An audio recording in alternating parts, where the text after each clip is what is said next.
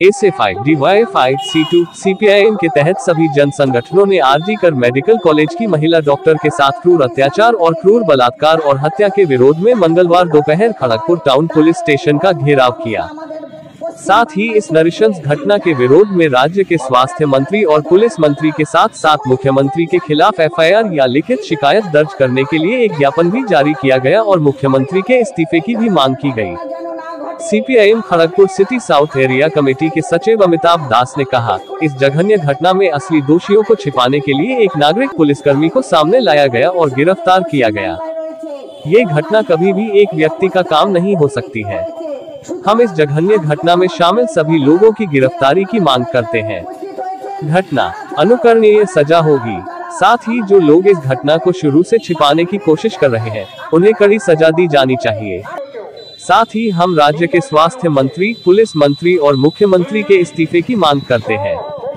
আমাদের খড়গপুর টাউন থানার সামনে বামপন্থী গণসংগঠনগুলো ডিওয়াইএফআই, এসএফআই, সারা ভারত গণতান্ত্রিক মহিলা সমিতি, সিআইটিউ, বস্তি সংগঠন, বাস্তুহারা সংগঠন, কৃষক সভা, লেখক শিল্পী সংঘ, গণনাট্য, রেলওয়ে রিটায়ার্ড পেনশনার সহ যা আমাদের বামপন্থী গণসংগঠন আছে আর তাদের ডাকে হলো আজকে টাউন থানায় অবস্থান, বিক্ষোভ, ডেপুটেশন, এফআইআর। আপনারা জানেন গত 8 তারিখ মধ্যরাতে মানে 9 তারিখ সকালের দিকে আর সারা পশ্চিমবাংলা সারা পৃথিবীতে খবর যে আরজি করে পাঠরতা পিজির ডাক্তার তার ধর্ষণ, নারকীয় খুন যে ঘটনা ঘটেছে তার প্রতিবাদ জানিয়ে আমরা এখানে এসেছি। পুলিশ প্রাথমিকভাবে এটাকে আত্মহত্যা, আরজি করে যিনি সুপার ছিলেন তিনি আত্মহত্যা বলেছিলেন।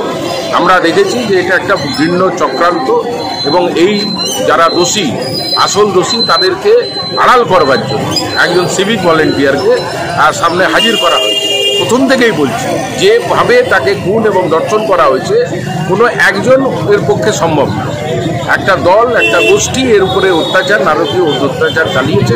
এই যে নারকীয় ঘটনা তার প্রতিবাদ জানিয়ে আসল দোষীদেরকে চিহ্নিত করা, দোষীদেরকে দৃষ্টান্তমূলক শাস্তি দেওয়া এবং পুলিশ সহ রাজ্যের মন্ত্রী সহ যারা এই ঘটনাকে আড়াল করবার জন্য এই কাজে লিপ্ত হয়েছে তাদেরকেও কঠোরতম শাস্তি দিতে হবে। দেশে আমাদের পশ্চিমবাংলার যিনি স্বাস্থ্যমন্ত্রী এবং পুলিশ মন্ত্রী এবং মুখ্যমন্ত্রী, যে মাননীয় মুখ্যমন্ত্রীকে অবিলম্বে হলো পদত্যাগ করতে হবে। আমার নাম হলো অমিতাভ দাস, আমি সিআইটির পক্ষে থেকে এখানে। তাদেরকে ধরার কথা সময় দিয়েছেন 7 দিনের মতন, কিন্তু এটা তো কথা নয়। কেন এখনো ধরা পড়েনি? অবিলম্বে এই ধরনের ঘটনা যেন না ঘটে। আমরা মেয়েরা, আমরা কি রাস্তায় চলতে পারবো না? আমরা কি স্কুলে কলেজে যেতে পারবো না? আমরা কি চাকরি করতে পারবো না? তবে থেকে এই পরিবেশ আমাদের পশ্চিমবাংলায় রয়েছে এবং আজকেও এই অবস্থা অতিরিক্ত হয়েছে।